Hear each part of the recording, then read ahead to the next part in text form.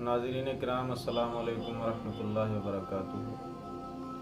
आज हम आपको सफ़र की नमाज के ताल्लुक़ से चंद बातें बताने की कोशिश कर रहे हैं। उम्मीद है कि आप बगौर समाअत करेंगे। सबसे पहली बात कि शरई मुसाफिर किसको कहते हैं।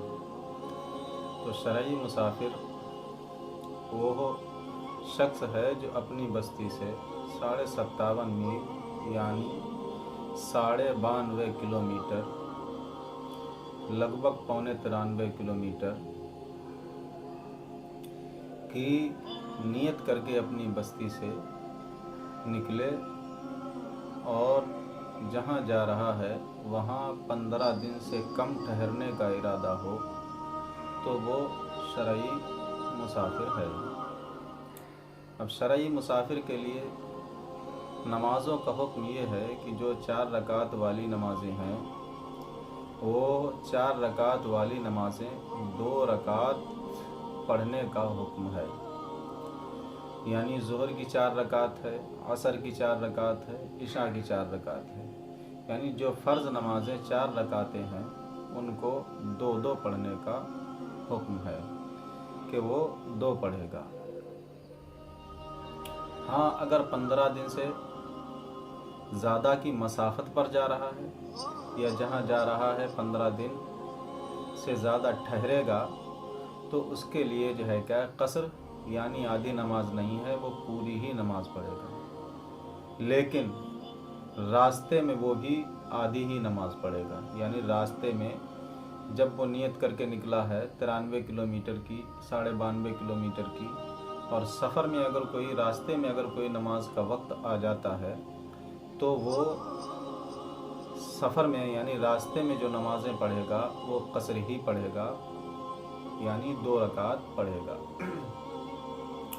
सुन्नतों में कसर नहीं है, वितर में कसर नहीं है, नवाफिल में कसर नहीं है। कसर यानी कसर का माना कम, यानी कम जो होंगी वो 4 रकाती फ़र्ज़ ही होंगी, दीगर नमाज़ों में कसर नहीं है। नेस जब सफ़र का इरादा करके निकले तो मुत्तसिल 92.5 किलोमीटर का इरादा हो।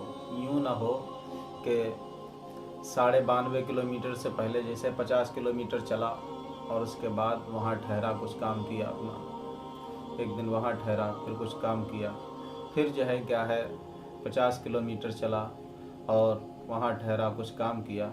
यूँ अगर सफ़र करेगा तो वो कई 100 किलोमीटर भी सफ़र कर ले, मुसाफिर ना होगा। लिहाजा मुत्तसिल 92.5 किलोमीटर या 57.5 किलोमीटर की दूरी का इरादा करके निकला हो। और कसर कब वाजिब है? अपने शहर की बस्ती से बाहर होते ही उस पर कसर वाजिब हो जाएगा। और जहाँ जा रहा है अगर वहाँ 15 दिन से ज़्यादा ठहरने का इरादा है तो उसकी आबादी में पहुँचते ही उसका सफ़र ख़त्म हो जाएगा, वो मुकीम हो जाएगा और नमाज पूरी पढ़ेगा। अगर कहीं जाने के 2 रास्ते हों, अगर कहीं जाने के 2 रास्ते हैं तो जिस एक रास्ते से सफ़र की मसाफ़त यानी जो सफ़र की शरई मिक़दार है वो पूरी हो जाती है और दूसरे से सफ़र की शरई मिक़दार पूरी नहीं होती, तो जिस रास्ते से जाएगा उसका एतबार किया जाएगा। यानी उस रास्ते से गया जिससे सफ़र की शरई मिक़दार पूरी हो जाती है तो कसर करेगा, और अगर उस रास्ते से गया जिससे सफ़र की शरई मिक़दार पूरी नहीं होती है तो वो पूरी नमाज पढ़ेगा। अगर किसी ने जिहालत की वजह से, यानी किसी को मालूम नहीं था, अगर किसी ने जिहालत की वजह से पूरी नमाज पढ़ ली यानी कसर ना किया तो उस नमाज का दोहराना वाजिब है, यानी उस नमाज को दोबारा से पढ़े।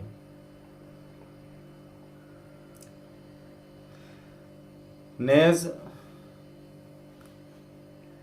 अल्लाह रब्बुल इज़्ज़त ने, सरकार दो आलम सल्लल्लाहु अलैहि वसल्लम ने फरमाया कि अल्लाह रब्बुल इज़्ज़त ने फरमाया सदक़तुन तसद्दक़ल्लाहु बिहा फ़क़बलू सदक़तहु। मिसाल के तौर पर कोई ये इरादा रखता हो कि हम आधी क्यों पढ़ें, हम तो पूरी पढ़ेंगे, अल्लाह ताला की इबादत जितनी कर सको उतनी ज़्यादा है। तो ऐसा जायज़ नहीं है कि अल्लाह रब्बुल इज़्ज़त ने जिस चीज़ को आपके ऊपर लाजिम किया है उसको करना। जैसे मिसाल के तौर पर कोई ये कहे कि हम ईद के दिन रोज़ा रखेंगे, तो ईद के दिन मिन जानिबिल्लाह सारी मखलूक की दावत होती है, इसलिए उस दिन रोज़ा हराम होता है। उस दिन अगर कोई रोज़ा रखेगा तो वो गुनहगार होगा। यूं ही अल्लाह रब्बुल इज़्ज़त ने जो आपको आसानी दी, सरकार ने फरमाया सदक़तुन तसद्दक़ल्लाहु बिहा फ़क़बलू सदक़तहु, यानी अल्लाह रब्बुल इज़्ज़त ने जो आसानी दी है उस आसानी को कबूल करो। अगर उस आसानी को कबूल नहीं करोगे तो गुनहगार होगे। लिहाजा अगर कोई पूरी नमाज़ पढ़ता है जानबूझ करके भी कि हम पूरी पढ़ेंगे तो वो गुनहगार होगा। ये तो मसला है तन्हा नमाज पढ़ने का कि जब आप तन्हा नमाज पढ़ेंगे तो जो 4 रकाती फ़र्ज़ हैं वो आधे पढ़ेंगे और आधे पढ़ने के बाद सलाम फेर देंगे, यानी 2 रकात पढ़ेंगे। अब अगर जो है क्या है मुसाफिर कहीं गया और जो है क्या है वो जमात के साथ नमाज़ पढ़ता है तो उसकी 3 सूरतें हैं। या तो मुसाफिर के पीछे नमाज़ पढ़ेगा, या मुसाफिर गैर मुसाफिर के पीछे नमाज़ पढ़ेगा, मुसाफिर के पीछे नमाज़ पढ़ेगा, या मुसाफिर मुकीम के पीछे यानी गैर मुसाफिर के पीछे नमाज़ पढ़ेगा, या मुकीम मुसाफिर के पीछे नमाज़ पढ़ेगा। तो रहा ये कि अगर मुसाफिर के पीछे नमाज़ पढ़ता है तो 2 ही पढ़ना है। अगर मुसाफिर के पीछे नमाज़ पढ़ता है तो चूँकि इमाम भी मुसाफिर है और वो भी मुसाफिर है तो दोनों मुसाफिर हैं तो 4 रकाती 2 ही पढ़ेंगे, 2 पर ही सब सलाम फेर देंगे, यानी मुक्तदी भी मुसाफिर इमाम भी मुसाफिर। अब रही ये सूरत के मुक्तदी मुसाफिर है और इमाम गैर मुसाफिर है। मुक्तदी मुसाफिर है, इमाम गैर मुसाफिर है, तो मुसाफिर को इमाम के पीछे, मुक्तदी मुसाफिर और इमाम गैर मुसाफिर, तो मुक्तदी इमाम के पीछे पूरी नमाज पढ़ेगा। ऐसा नहीं है कि अब आप चाहें कि हम इमाम के पीछे हैं तब भी 2 रकात पढ़ लें, कसर करें, तब फिर वहाँ कसर मफकूद हो जाता है। अगर मुकीम इमाम के पीछे मुसाफिर नमाज पढ़ रहा है तो उसको पूरी नमाज पढ़ना है। अब रही ये बात कि मुसाफिर इमामत कर रहा